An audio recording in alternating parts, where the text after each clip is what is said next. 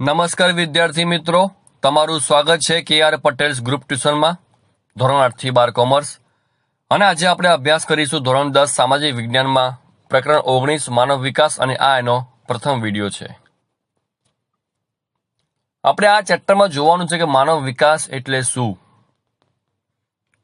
કોને કહેવાય માનવ વિકાસ, અને એ થયો છે કે નહીં એ કઈ રીતે ખ્યાલ આવે, એ કઈ રીતે માપી શકાય. જેમ કોઈ વ્યક્તિની તંદુરસ્તી કેવી છે, તો ઘણા કે સારી છે, તો એ સારી કહેવાય કઈ રીતે?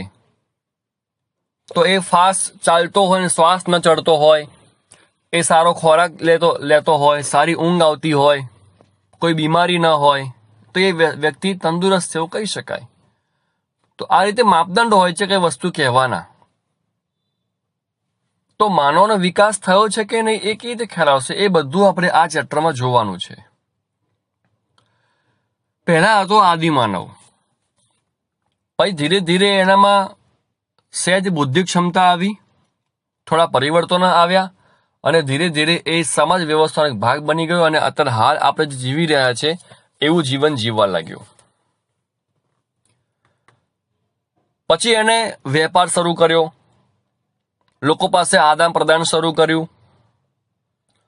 અને આ સમાજ વ્યવસ્થામાં એક નવી વ્યવસ્થા ઉત્પન્ન થઈ, અર્થવ્યવસ્થા, એટલે કે પૈસા નાણાંની લેવડ દેવડ. પછી એમાં ખરીદી વેચાણ આવ્યું, આવક જાવક આવી, નફો ખોટ આવ્યો, ઉત્પાદન અને વપરાશ આવ્યું. આ બધી વસ્તુઓ ધીરે ધીરે એમાં ઉમેરાઈ, અને છેલ્લા 70 વર્ષથી માણસ દરેક પ્રકારની ભૌતિક સુખાકારી મેળવવા માટે પ્રયત્નો કરી રહ્યો છે.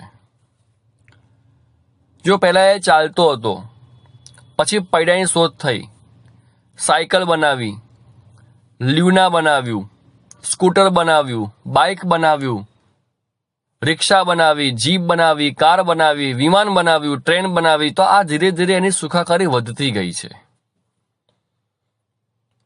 તમે હાલ જે વાપરી રહ્યા છો બધી વસ્તુઓ પહેલા નહોતી.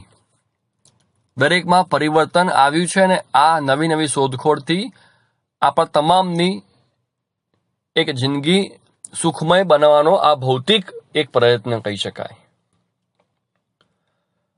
પણ આમ છતાં શું દરેક વ્યક્તિ પાસે આ સગવડ છે ખરી? ચલો, વિમાનની શોધ થઈ, પણ શું બધા વ્યક્તિઓ એમાં બેસે છે ખરા? તમે 10 જણને પૂછજો, 10 માંથી 5 તો એવું કહેશે, ના, હજુ હું બેઠો નથી. દરેકના ઘરે સરખા મોબાઈલ નહીં હોય, કોકના ઘરે 3 હોય, કોકના ઘરે 1 પણ નહીં હોય.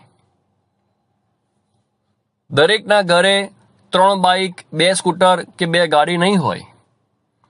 ભલે આ બધી શોધખોળ થઈ છે, પણ હજુ એનો લાભ દરેક માણસને નથી મળ્યો. તો વિવિધતા કેમ આવી છે? તો વિશ્વના ઘણા દેશોમાં વિવિધતા છે.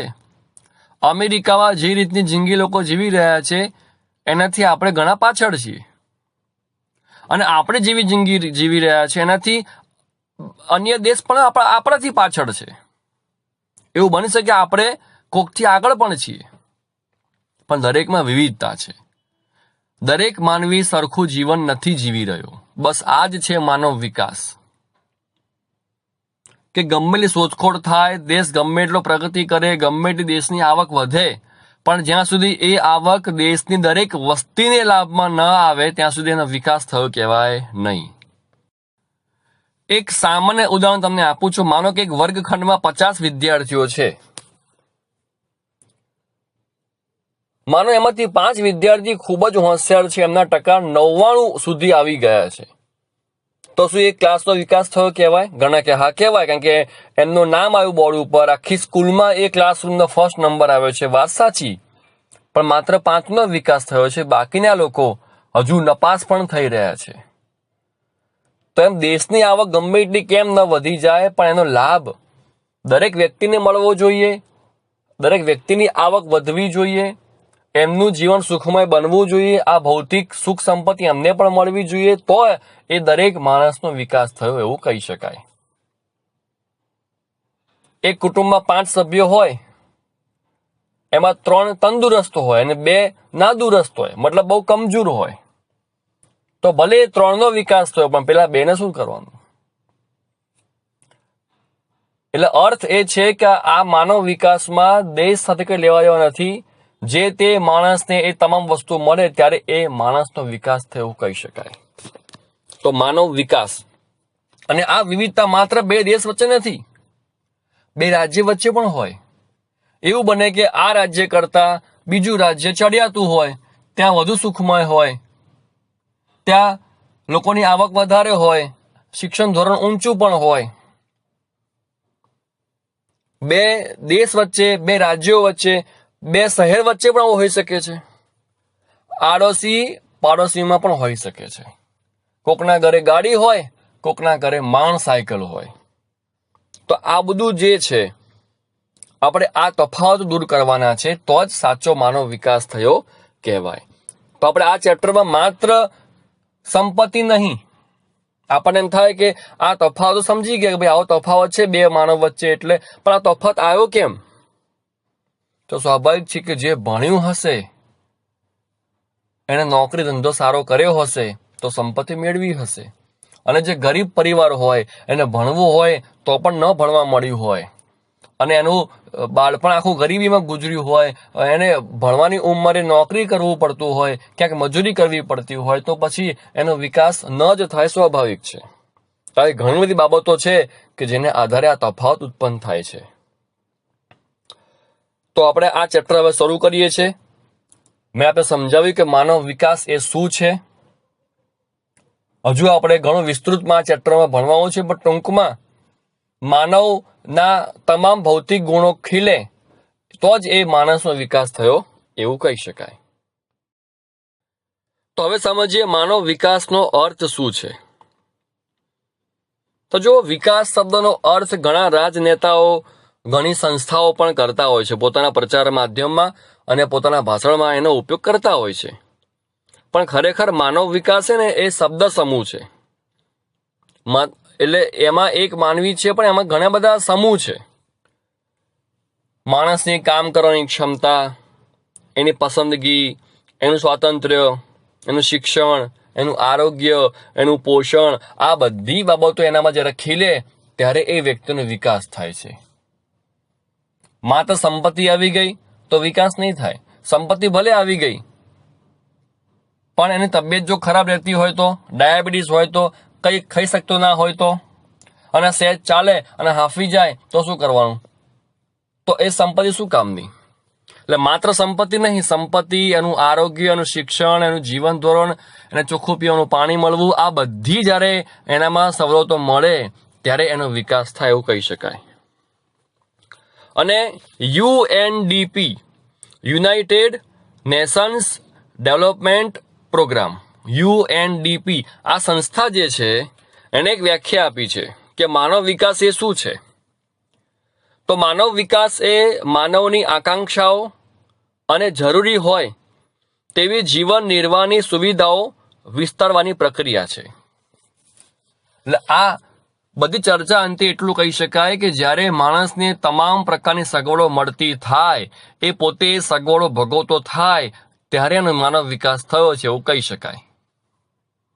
ચોખ્ખું પીવાનું પાણી એને મળે, એના ઘરની આસપાસ સ્વચ્છતા જળવાય, એને આરોગ્યની સેવા મળે, એ શિક્ષણ પ્રાપ્ત કરી શકે, નોકરી ધંધો કઈ પણ રીતે પોતાનું આર્થિક ગુજરાન ચલાવી શકે, આ બધું એનું આયુષ્ય ઊંચું જાય, આ બધી બાબતો જ્યારે વ્યક્તિમાં આવે છે ત્યારે એ વ્યક્તિનો માનવ વિકાસ થયો એવું કહી શકાય. આ વ્યાખ્યા આપી છે UNDPએ. માનવ વિકાસ છે ને એ એવું કહી શકાય કે એમાં કેન્દ્રમાં માનવ છે. જ્યાં સુધી માણસની આસપાસ પ્રક્રિયા નહીં થાય એનો વિકાસ નહીં થાય.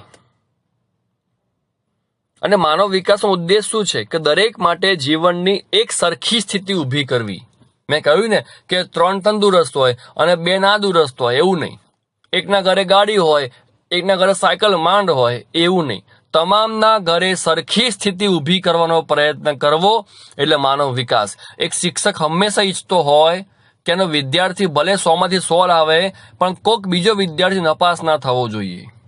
દરેક પાછળ મહેનત કરવામાં આવે છે, દરેક પોતાની ક્ષમતા મુજબ આગળ આવે છે. સ્વાભાવિક છે બધાના માર્ક્સ સરખા ન જ આવે, કારણ કે ભલે શિક્ષક સરખો પ્રયત્ન કરતો હોય પણ સામે વિદ્યાર્થીનું જે કેચઅપ પાવર છે, સમક્ષ ક્ષમતા છે, દરેકમાં સરખી હોતી નથી. પણ વિદ્યાર્થી જ્યાં સુધી પોતે મેક્સિમમ પ્રયત્ન કરતો હોય એટલો સહકાર શિક્ષક આપવાનો પ્રયત્ન કરે છે અને એવું ઈચ્છે છે કે દરેક વિદ્યાર્થી પાસે સરખી મહેનત થાય અને વિદ્યાર્થી પણ સરખી મહેનત કરે અને પોતામાં જેટલી પણ ક્ષમતા હોય બધી વાપરીને સરસ માર્ક્સ લાવવા પ્રયત્ન કરે. તો આ રીતે એક સરખી સ્થિતિ ઊભી કરવાનો પ્રયત્ન હંમેશા એ શિક્ષક હોય કે સરકાર હોય એ કરતા હોય છે. જ્યારે શરૂઆતમાં આ શબ્દ નીકળ્યો માનવ વિકાસ, તો માત્ર એને આર્થિક વિકાસ તરીકે જ ગણવામાં આવતો હતો. એટલે પૈસે ટકે કે એમની આવક વધી તો વિકાસ થઈ ગયો. તો મેં આપને હાલ કહ્યું કે કોઈ વ્યક્તિની આવક ભલે વધી ગઈ હોય અને તંદુરસ્તી ખરાબ હોય તો એ શું કરવાનું? તેને વિકાસ ન થયો કહેવાય. તો શરૂઆતમાં માત્ર આર્થિક વિકાસને જ વિકાસ માનવામાં આવતો હતો. તો એના કારણે જે દેશની રાષ્ટ્રીય આવક વધારે હોય તે દેશનો માનવ વિકાસ વધારે પહેલા એમ માનવામાં આવતું હતું. અને આના કારણે દરેક દેશે પોતાનું અર્થતંત્ર ઊંચું જાય, રાષ્ટ્રીય આવક વધે, રાષ્ટ્રીય પેદાશ વધે એવો પ્રયત્ન કર્યો. કુલ રાષ્ટ્રીય પેદાશ, ગ્રોસ નેશનલ પ્રોડક્ટ, જીએનપી એટલે ગાંઠલોડિયા નગરપાલિકાના સમજતા, ગ્રોસ નેશનલ પ્રોડક્ટ જીએનપી. તો પહેલા એમ માનવામાં આવતું હતું કે માત્ર આવક વધે એટલે માનવ વિકાસ છે એવું કહી શકાય. અમારે દરેક દેશ આ સ્પર્ધામાં જોડાઈ ગયો અને દેશની આવક કેવી રીતે વધે, પેદાશ કેવી રીતે વધે, વેચાણ કેમ વધે એમ પ્રયત્ન કરવામાં આવ્યો. પણ આર્થિક વિકાસ થયો છતાં પણ લોકોના જીવન ધોરણમાં ખાસ ફેરફાર ન થયો. ત્યારે સમજાયું કે માત્ર દેશની આવક વધવાથી માણસનો વિકાસ થતો નથી. કારણ કે માત્ર આવક વધવાથી કંઈ વિકાસ નહીં થાય, પણ પછી એની સુખાકારી માટે પૂરતો પ્રયત્ન કરવામાં આવ્યો. એનું આરોગ્ય સુધરે, શિક્ષણ મળે, ચોખ્ખું પીવાનું પાણી મળે, વાહન વ્યવહારની સુવિધા મળે, દેશમાં સારા રસ્તાઓ બને, સંદેશા વ્યવહારની સુવિધા બને, તો આને વિકાસ થયો કહેવાય. અને પછી દરેક દેશે માત્ર આવક ઉપર નહીં પણ માણસની આ બધી સુખાકારી ઉપર પણ ધ્યાન કેન્દ્રિત કર્યું અને ત્યારે સાચો માનવ વિકાસ આંક દરેક દેશ સમજી શક્યો અને એ ઉપર પ્રયત્ન કરી શક્યો. તો માનવ વિકાસ એટલે શું એની ઘણી બધી વ્યાખ્યાઓ હોય તમે હું કહું છું. માનવ વિકાસ એટલે માનવીને પોતાની રસ, રુચિ, આવડત, બૌદ્ધિક ક્ષમતા અનુસાર સફળ જીવન જીવવામાં સહાયક બનવું. માનવી તંદુરસ્ત, આરોગ્યમય, સ્વસ્થ અને દીર્ઘાયુ જીવન જીવે. મેં કહ્યું ને માત્ર આવક નહીં, એનું આયુષ્ય લાંબુ થવું જોઈએ, એનું સ્વાસ્થ્ય સારું રહેવું જોઈએ, શિક્ષણ પ્રાપ્ત કરવું જોઈએ, ચોખ્ખું પીવાનું પાણી મળવું જોઈએ, વાહન વ્યવહારની સુવિધા મળવી જોઈએ, સંદેશ વ્યવહારની સુવિધા મળવી જોઈએ, વીમાની સેવા મળવી જોઈએ, બેંકની સેવા મળવી જોઈએ. આ બધાથી એનું જીવન સુખમય બને છે. માનવ ક્ષમતાઓનું નિર્માણ થાય, સમાનતા પ્રાપ્ત થાય અને દરેક ક્ષેત્રમાં પસંદગીનો વ્યાપ વધે. તમે જો કોઈક માણસ ડોક્ટર હોય, કોઈક એન્જિનિયર હોય, કોઈક કોન્ટ્રાક્ટર હોય, કોઈક દરજી કામ કરે, કોઈક નાઈનું કામ કરે, કોઈક લુહાર હોય, કોઈક મિસ્ત્રી કામ કરે, કોઈક શિક્ષક હોય, કોઈક વકીલ હોય, કોઈક કાર રિપેર કરતા હોય. તમે જો કેટલી બધી વિવિધતાઓ છે. દરેક ક્ષેત્રમાં એ પોતે સારામાં સારું કામ કરવાનો પ્રયત્ન કરતો હોય છે. આર્થિક ઉપાર્જનની તક પ્રાપ્ત થાય. મેં કહ્યું ને કે દરેક વ્યક્તિ પોતે કમાઈ શકે એવી તક એને મળવી જોઈએ. આર્થિક ઉપાર્જન મતલબ કે એને કંઈક કમાવવું. ઊંચા જીવન ધોરણ માટે કુદરતી સંસાધનો સરખી રીતે ઉપલબ્ધ બને, ગુણવત્તાસભર જીવનશૈલી પ્રાપ્ત થાય, ગંદકીનો નિકાલ થાય અને સ્વાસ્થ્ય સંબંધી સ્થિતિ સુધરે. જો એ પણ આવી ગયું અહીંયા કે ચોખ્ખાઈ મળવી જોઈએ, સ્વચ્છતા મળવી જોઈએ, વ્યક્તિગત અને સામાજિક સુરક્ષા પ્રાપ્ત થાય અને માનવ અધિકારનો ઉપયોગ કરી શકે, આ બધી જ્યારે ગુણવત્તા માણસમાં આવે છે ત્યારે સાચો માનવ વિકાસ થયો કહી શકાય. માત્ર આવક વધવાથી વિકાસ નહીં થાય.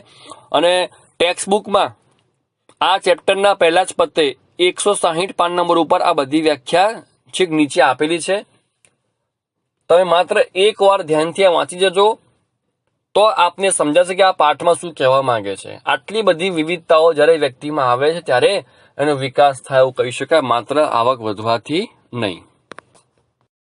તો આ રીતે માનવ જીવનની સુખ શાંતિ, આર્થિક, સામાજિક, રાજકીય, સાંસ્કૃતિક પાસાનો સમાવેશ પણ થાય છે. માત્ર આર્થિક નહીં, એમાં સામાજિક, રાજકીય, સાંસ્કૃતિક, સુખ શાંતિ દરેકનો સમાવેશ થાય છે ત્યારે એનો વિકાસ થયો કહી શકાય. વિકાસશીલ દેશમાં નવીન સુધારા પ્રત્યે ઉદાસીનતા કે સુગ, નીચી આકાંક્ષા, નિરક્ષરતા, સાહસવૃત્તિનો અભાવ, વહેમ, અંધશ્રદ્ધા, જૂની પુરાણી રૂઢિઓ, રીત રિવાજો એનો ભરપૂર અતિરેક હોવાથી એમાં આર્થિક વિકાસ થઈ શકતો નથી. તમે જો ભારત દેશ આવે છે વિકાસશીલ દેશમાં. દેશ 3 પ્રકારનો હોય: વિકસિત, જેનો વિકાસ થઈ ચૂક્યો છે; વિકાસશીલ, જે હાલ વિકાસ કરી રહ્યો છે; અને અલ્પ વિકસિત, જેનો વિકાસ બિલકુલ શરૂ થયો જ નથી. તો આપણે વિકાસશીલ દેશમાં આવીએ છીએ કે ભારત દેશનો વિકાસ હાલ ધીરે ધીરે આગળ વધી રહ્યો છે. આપણે વિકસિત પણ નથી કે સાવ અલ્પ વિકસિત પણ નથી. આપણી મધ્યમ કક્ષાની સ્થિતિ છે, પણ સારી સ્થિતિ છે. ધીરે ધીરે આપણે આગળ વધી રહ્યા છે. તો આપણા જેવા દેશમાં માનવ વિકાસનો ઝડપી વિકાસ કેમ થતો નથી? એનું કારણ હું બધું બોલી ગયો. અંધશ્રદ્ધા, જૂની રૂઢિઓ, રીત રિવાજો, કંઈક સારું કરવાની રુચિ ના હોય, કંઈક નવું કરવાની એવો જુસ્સો ના હોય, સાહસ વૃત્તિ ના હોય, નિરક્ષરતા હોય, નીચી આકાંક્ષાઓ હોય, એને કારણે આવું થતું હોય છે. અને હવે ટોપિક છે માનવ વિકાસ આંક, HDI. H એટલે હ્યુમન, D એટલે ડેવલપમેન્ટ અને I એટલે ઇન્ડેક્સ. હ્યુમન એટલે માનવ, ડેવલપમેન્ટ એટલે વિકાસ અને ઇન્ડેક્સ એટલે આંક. માનવ વિકાસ આંક HDI. હવે સ્વાભાવિક છે કે આપણે માનવ વિકાસની વાત તો કરી કે ભાઈ આટલી બધી પ્રવૃત્તિઓ જે માણસમાં ઉત્પન્ન થાય એનો વિકાસ થયો કહી શકાય, પણ એ મપાઈ કઈ, એનો આંકડો શું? તો મેં કહ્યું એમ કે UNDP સંસ્થા જે છે એ માનવ વિકાસનો એક આંકડો બહાર પાડે છે, જેના આધારે કહી શકાય કે કયા દેશમાં માનવ વિકાસ કેટલો થયો છે. જેમ તમે વર્ગખંડમાં શિક્ષક પ્રશ્ન પૂછતા હોય ભણાવતી વખતે, તો એને ખ્યાલ આવી જ જાય કે કયો વિદ્યાર્થી ધ્યાન આપે છે, કોણ ધ્યાન નથી આપતું, ગઈકાલનું કોણ વાંચીને આવ્યું છે, આગલું કોણ વાંચીને આવ્યું છે, અને કોને જવાબ કેટલો આવડે છે. ખ્યાલ તો આવે જ છે. છતાં પણ એક્ઝામ લેવામાં આવે છે, અને એક્ઝામમાં જે માર્ક્સ આવે છે, નંબર, તેને આધારે નક્કી થાય ક્લાસમાં સૌથી હોશિયાર કોણ છે. એ રીતે અહીંયા પણ ઘણી બધી મેં વાતચીત કરી કે તંદુરસ્તી, આરોગ્ય, શિક્ષણ, આર્થિક ઉપાર્જન, ગુણવત્તા, ઊંચું જીવન ધોરણ, ગંદકી નિકાલ થવો જોઈએ તો વિકાસ થયો કહેવાય. પણ છતાં એક આંક તો જોઈએ ને. તો UNDP સંસ્થા આપે છે માનવ વિકાસનો એક આંક. અને માનવ વિકાસ અહેવાલ સૌથી પહેલો 1990માં એ લોકો રજૂ કર્યો હતો. ત્યારથી દર વર્ષે એ લોકો માનવ વિકાસ અહેવાલ રજૂ કરે છે, અને દરેક દેશના લોકોના જીવન ધોરણને આધારે પછી એ HDI એટલે માનવ વિકાસ આંક રજૂ કરે છે. માનવ વિકાસ આંક ગણતી વખતે કઈ બાબત ધ્યાનમાં લેવી? તો એ વખતે એ લોકો સરેરાશ આયુષ્ય એટલે આરોગ્ય, જેનું આરોગ્ય સારું હોય એનું આયુષ્ય ઊંચું હોય, બરાબર? તો પહેલી વસ્તુ સરેરાશ આયુષ્ય, બીજી વસ્તુ શિક્ષણ એટલે જ્ઞાન, અને ત્રીજી વસ્તુ જીવન ધોરણ એટલે કે માથાદીઠ આવક. એટલે આ UNDP સંસ્થા શું કરે કે દરેક વ્યક્તિમાં માત્ર 3 વસ્તુ જુએ: એનું આયુષ્ય કેટલું થવાનું છે, મતલબ એનું સ્વાસ્થ્ય હાલ કેવું છે, એ કેટલું ભણ્યો છે અને કેટલું કમાય છે. આ 3ને આધાર નક્કી થાય એનો વિકાસ કેટલો થયો છે. તો યુએનડીપી સંસ્થા શરૂઆતમાં માત્ર 3 વસ્તુ એને કહેવાશે નિર્દેશકો કે આ 3 વસ્તુ દર્શાવે છે કે માનવ વિકાસ થયો છે કે નહીં. સરેરાશ આયુષ્ય, શિક્ષણ અને જીવન ધોરણ. અને આ 3ને આધારે દરેક દેશના માનવીનો એક ક્રમ નક્કી કરવામાં આવે છે. યુએનડીપી સંસ્થા HDIની ગણતરી કરે છે. પણ પછી લાગ્યું એવું કે માત્ર 3 વસ્તુ ધ્યાનમાં લેવી એ યોગ્ય છે ખરી? આપણે કેટલી વ્યાખ્યાઓ જોઈએ હમણાં, એ બધામાંથી માત્ર 3 વસ્તુને આધારે નક્કી થાય કે વ્યક્તિ હોશિયાર છે કે નહીં અને વિકાસ થયો છે કે નહીં.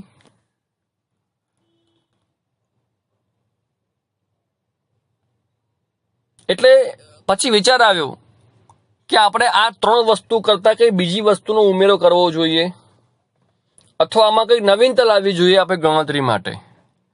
તો 2009 સુધી આ રીતે ગણતરી કરવામાં આવી HDIની માનવ વિકાસ આંકની.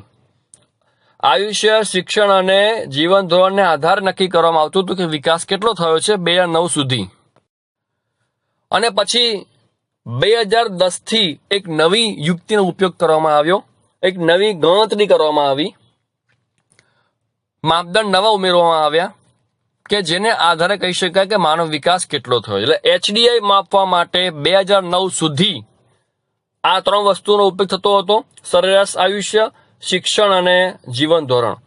પરંતુ 2010 થી એક નવી જ પ્રવિધિનો ઉપયોગ કરવામાં આવ્યો હતો, જે આપણે જોઈશું આવતા વિડીયોમાં. તો આજનું કામ આપણે માનવ વિકાસનો કન્સેપ્ટ આપણા મગજમાં એકદમ ક્લિયર થાય એ માટે ખૂબ જ સમજણ તમને પાયાથી આપી છે, ખૂબ ડીપમાં તમે આ સમજણ મેં તમને આપી છે. કારણ કે જ્યાં સુધી આપણે માનવ વિકાસનો અર્થ જ ખબર ના હોય, આ પાઠમાં આપણે ભણીશું શું અને સમજીશું શું, તો તમને દરેક મુદ્દો સમજાય એટલા માટે તમને મેં પહેલા માનવ વિકાસ શું છે અને કન્સેપ્ટ સમજાવ્યો છે. તો એ ફરીવાર સાંભળજો, ટેક્સ્ટ બુકનું રિફર કરજો, ટેક્સ્ટ બુક પણ તમે વાંચજો તો વધુ આપને ખ્યાલ આવશે. અને હવે આપણો આ પાયો મજબૂત થઈ ગયો છે, તો હવે આપણે ચેપ્ટરમાં જેટલા મુદ્દા ભણીશું ને એ બધા આપણને સમજણ પડી જશે. કેમ? આપણો કન્સેપ્ટ ક્લિયર છે, માનવ વિકાસ શું છે અને આપણે કયા મુદ્દાઓ ધ્યાનમાં લેવાના છે. તો તમે આજનું વાંચન ફરી કરજો. આવજો.